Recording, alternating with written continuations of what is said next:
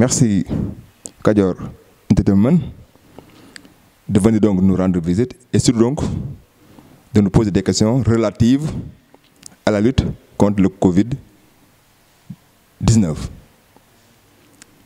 Et comme vous l'avez dit, dès le début, c'est-à-dire le 16 mars, on s'est engagé à lutter contre le Covid-19. Parce que la menace a été, dès le début, très grande. Et en tant que donc collectivité territoriale, il nous fallait prendre des décisions qui allaient dans le sens de combattre énergiquement le Covid. C'est pourquoi ce sont d'abord les structures sanitaires auxquelles nous avons pensé, en leur dotant de détergents, mais aussi d'autres équipements qui participent à celui-là. Et parmi donc ces structures sanitaires, il y a le centre de santé de Mékhé, de laquelle nous dépendons. Mais aussi, il y a une couche très vulnérable, à savoir les Dara de Koul, qui sont au nombre de 25 environ, et nous avons donné à chaque Dara un sac de riz et de l'huile. Mais Mékhé, c'est-à-dire la commune de Mékhé, est frontalière avec la commune de Koul. Il fallait donc penser aussi à ces Dara. C'est pourquoi, en compagnie donc de notre ami Khadim Dim, là aussi, on a fait le tour de tous les Dara, en leur dotant de riz et d'huile. Mais cette lutte ne peut pas réussir si on laisse en rade les services d'hygiène du centre de santé. C'est pourquoi, lorsqu'on a été sollicité par les services d'hygiène, on leur a acheté l'appareil, mais aussi on leur a acheté le produit qu'ils devaient employer. Et c'est avec cet appareil et ce produit qu'ils ont désinfecté et le marché de Mékhé et les autres places publiques de Mékhé, mais aussi les places publiques et les Dara de la commune de Koul. Mais ce n'est pas encore suffisant quand on veut lutter efficacement. Ça fait presque une semaine, on a été à la gare routière de Mékhé et on leur a donné, donc ces vaillants chauffeurs-là, on leur a donné du gel, du madar, de l'eau de javel, mais aussi du savon. Pourquoi ce geste-là? C'est parce que presque toutes les communes environnantes partent à partir de la gare routière de Mékhé. Et si on ne protège pas ces populations-là, certainement, nous serons tous menacés. C'est pourquoi on a bien voulu faire ce geste-là. Mais, samedi passé, déjà, après, vous allez certainement prendre des photos. On a reçu 30 tonnes de riz que la municipalité a acheté. Ça y est dans le magasin. Et il reste encore 10 tonnes à Mékhé. Mais comme le magasin ne peut pas tout contenir, on a seulement reçu donc les 30 tonnes. Pour vous dire que toutes nos actions, on ne peut pas les énumérer. Je peux vous dire que avec le service d'hygiène, lorsqu'ils ont des problèmes avec leur véhicule, c'est nous-mêmes qui avons donné l'argent pour que ce véhicule soit réparé. La gendarmerie de Pékesse avait un problème avec son véhicule. Nous leur avons donné 200 000 francs comme participation pour que leur véhicule soit réparé. Parce que pour nous, ce combat, cette lutte ne doit pas se limiter seulement à Koul. Mais on doit intervenir partout où il y a des besoins parce que cette pandémie n'a pas de frontières. Et comme il n'y a pas de frontières, il faut que donc qu'on fasse synergie de nos moyens pour combattre efficacement. C'est pourquoi souvent, on nous entend à Mékhé, à Koul, à Mérina, à Pékesse. je crois jeudi passé, dans la commune de Mérina, j'ai donné à des familles du riz. Pourquoi? Parce que toutes les populations sont nos populations. Et moi, je me considère comme le maire de toutes les communes. Je me considère comme le maire du Cayor.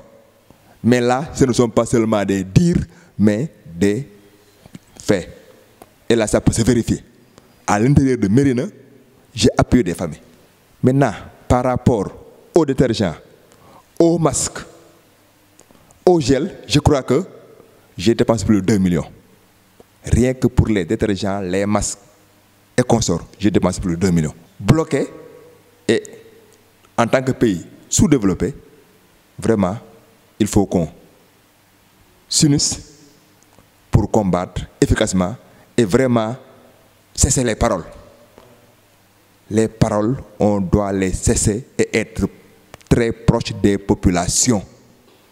Et c'est ça mon credo. Agir beaucoup, parler peu, être toujours près des populations. C'est le credo du maire de Koul. Plus de 20 millions certainement. Rien qu'avec le riz, c'est plus de 15 millions. Je dis rien qu'avec le riz. C'est plus de 15 millions. Je te dis, avec les masques et les appuis individuels que je n'ose pas énumérer. Parce que là aussi, c'est trop sensible.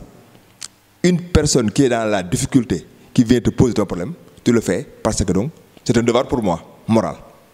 Si bien que, avec seulement donc, ce qu'on a fait, ce qu'on peut dire, je crois que même 20 millions, c'est très très en deçà de ce qu'on a fait. De ce qu'on a fait. Déjà, je vous dis, rien qu'avec le riz, c'est presque plus de 15 millions. Je te dis, avec les masques, les gels et consorts, c'est plus de 2 millions. Maintenant, les appuis financiers, je crois, chaque jour que je fais, parfois il m'arrive de donner plus de 300 000 francs comme argent comptant. C'est normal.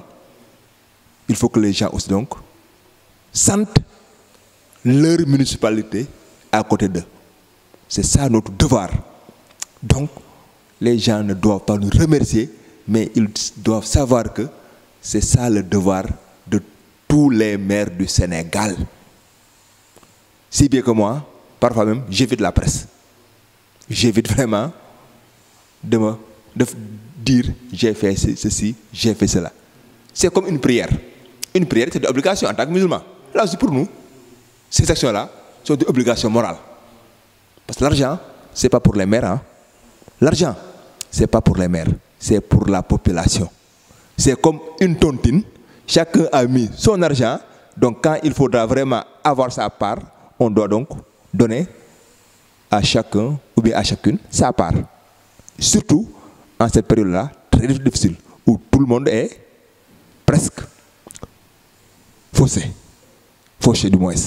Et là, je crois que c'est ça donc, comme je le dis, notre credo. Faire beaucoup, parler peu, être toujours proche de notre population. Des populations, je veux dire. Déjà, si vous avez regardé le terrain, vous avez vu, il y a donc les grilles de protection. C'est pendant cette période-là. Parce que moi, je me dis qu'il ne faut pas donc être bloqué par certaines choses. Il faut penser, agir. Regardez cette mairie-là. Tout est réflexionné. Je dis tout est réflexionné. Parce que c'était une demande des conseils municipaux. Parce que quand on travaille, il faut être dans un milieu vraiment accueillant. C'est pourquoi je me suis dit qu'avec cette pandémie aussi, ça ne doit pas nous pousser à ne rien faire. Parce que les projets n'attendent pas. C'est pourquoi donc, avec toujours notre budget, on a pu vraiment réaliser ce que vous avez fait. Et je crois qu'en matière aussi d'eau, on a beaucoup fait. On a beaucoup fait. Par exemple, si vous partez à Andia, c'était un problème récurrent. Mais, Dieu merci, ça commence donc à trouver une solution. Si vous partez certainement d'ici 2 jours, 3 jours, si vous partirez à Ndombolo, il y aura de l'eau. Si vous partirez à Risso, il y aura de l'eau dans certains coins. C'est ça aussi donc une commune. Dans cette période-là, on a créé un site internet www.communedecoul.sn. Un site fonctionnel. Et je crois que dans le département, est-ce qu'il y a des communes qui ont un site? Je ne pense pas.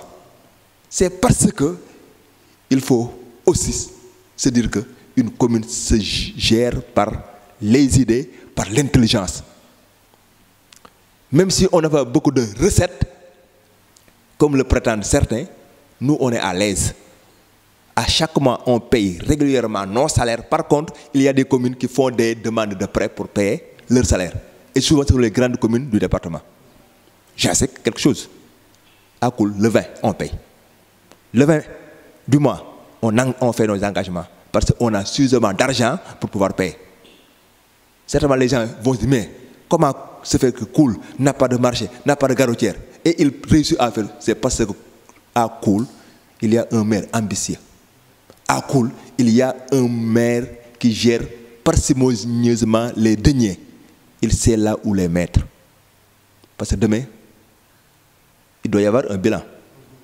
Et à l'heure du bilan, je veux vraiment avoir la tête haute, les yeux dans les yeux, dire aux populations, voilà, avec les 6 ans qu'on a fait, ce qu'on a fait. De toute façon, d'ici les élections, les gens sauront qu'à Koul, il y a un maire ambitieux. Et comme j'ai l'habitude de le dire, il faut toujours être le premier de la classe. Parce que moi, je ne veux pas qu'on parte du premier et que moi je sois laissé en rade. Parce qu'on ne va jamais dire qui est deuxième. Qu'est-ce qu'on va dire? Qui est premier? Et à Koul, c'est ça notre credo. Être toujours premier. Et dans tous les domaines. Il y a des mesures barrières. Porter un masque. Respecter les distances. Se laver les mains. Mais, de grâce, qui respecte donc ces mesures barrières-là? Sinon, tant que la maladie là est au Sénégal, le Sénégal va être classé parmi les pays à risque. Et comme j'ai l'habitude de le dire, il y a des gens qui doutent encore de cette maladie. Mais aux États-Unis, il y a combien de morts? 116 000 personnes. C'est-à-dire l'ensemble des populations de la commune de Koul, de la commune de Meké, de la commune de Mérina et de la commune de Pekes. Je dis, toutes ces populations-là des 4 communes, la maladie est là parmi nous. Il faut oser le dire. Les gens ont beau démentir, mais la maladie est là, à Meké, dans d'autres communes. Et le message que je lance, c'est surtout par rapport aux jeunes. Il faut qu'ils respectent l'état d'urgence. L'état d'urgence interdit les rassemblements. Donc, les matchs de football, c'est interdit. Ce n'est pas Modou Fall en tant que maire, ou bien Maguette Wade en tant que maire qui interdit, mais c'est un décret présidentiel. Il y a l'état d'urgence, que chacun joue sa partition pour que vraiment le Covid soit bouté d'or. C'est ça notre salut. Sinon, si ça continue, l'État certainement va prendre d'autres mesures plus corsées. Et là, personne ne le souhaite. Donc, soyons responsables en respectant les mesures barrières édictées par les spécialistes de la santé. L'autre dernier message, c'est par rapport aux étudiants et aux élèves. Que ce soit demain, après-demain, octobre, septembre, les cours vont reprendre. Donc, qu'ils pensent parfois donc à réviser les leçons qui ont été déjà faites. Sinon, ils vont tout oublier. Et dans ce cas, les professeurs, les enseignants seront obligés de reprendre tous les cours. Et là, ça va être un gâchis. Donc, voilà les 3 messages forts que je lance à la population. Aux jeunes, aux élèves surtout, mais aussi à la population en général avec les mesures barrières.